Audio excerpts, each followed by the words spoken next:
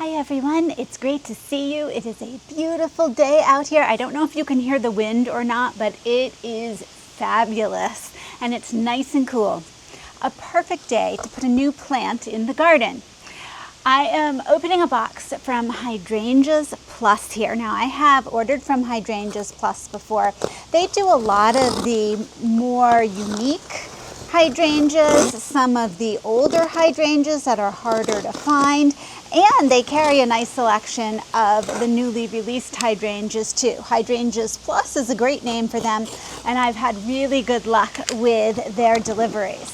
So when I posted, I want to say, at one of the hydrangea tours or hydrangea videos, one of you wrote a comment back, and I'm so sorry I can't find the comment now to properly thank you, but you recommended a variegated hydrangea, meaning the variegation is in the leaves, and gave me a few that work well. And sure enough, Hydrangea Plus had one of them, and since I didn't have a variegated hydrangea, I ordered one right away. So thank you so much. I love it when people give me great ideas to add to the garden. So this is a Macrophylla Hydrangea. It actually is a lace cap variety, and it's called Maculata. So this is one of, there's about 3 different kinds of hydrangeas varieties that have that variegated leaf. And you know what?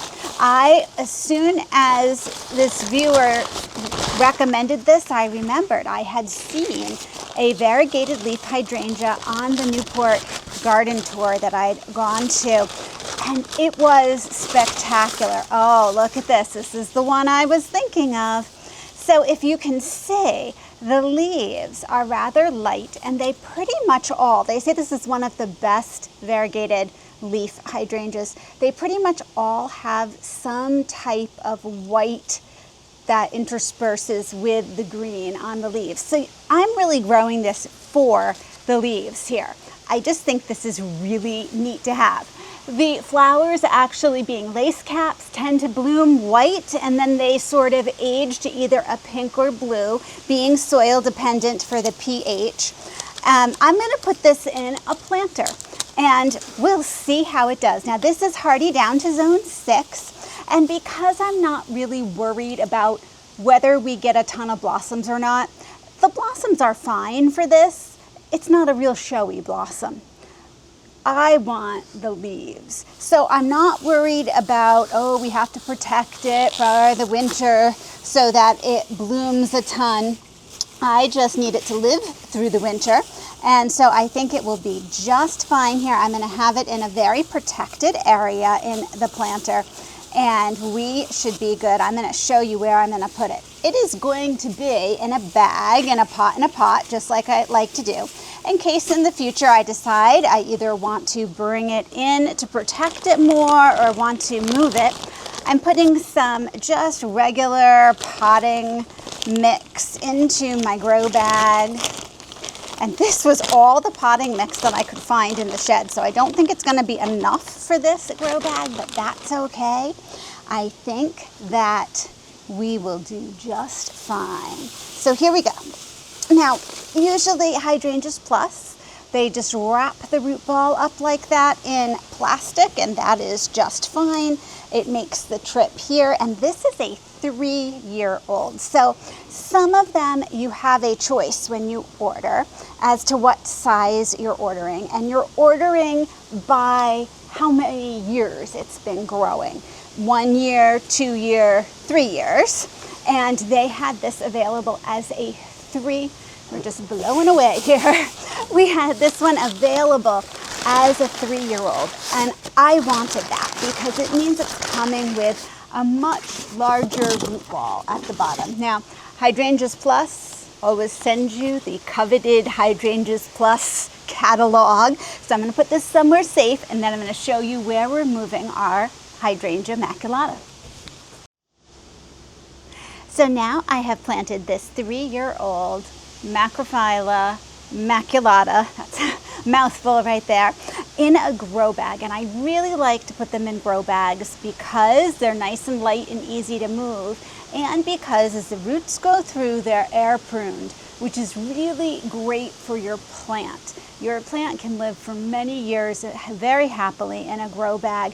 When it air prunes, instead of like in a plastic pot where the roots would coil around and kind of grow in on themselves, they still grow out, branching really nicely, and then when they hit air, they stop. So you don't want to put a grow bag directly in a pot full of soil, with soil all around it, because then the roots just go through into that soil. I then have to put this in a plastic pot. So I'm going to lower this into the plastic pot that has soil around that, because then there's this little air space in between the plastic pot and here where the roots will air prune. So let me show you where we're putting this.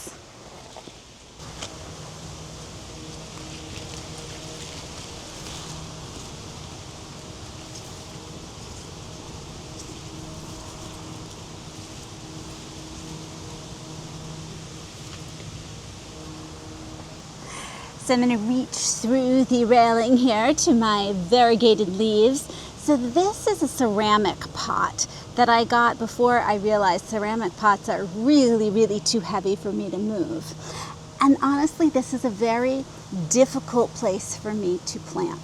It's in shade, it's close to the deck, so I can just hose whatever's in there, which is nice, but I have to remember that it's there.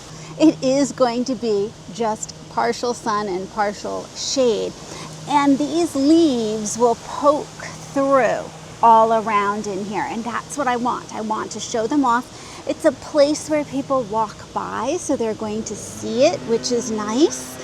I'm thinking this is good, and I'm gonna leave it in the bag, in the pot here, year round, and see what happens.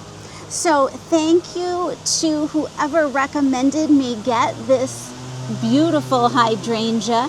I really appreciate it. Finding a new type of hydrangea is always so exciting. Thanks so much for joining me, and I'll see you in the next video.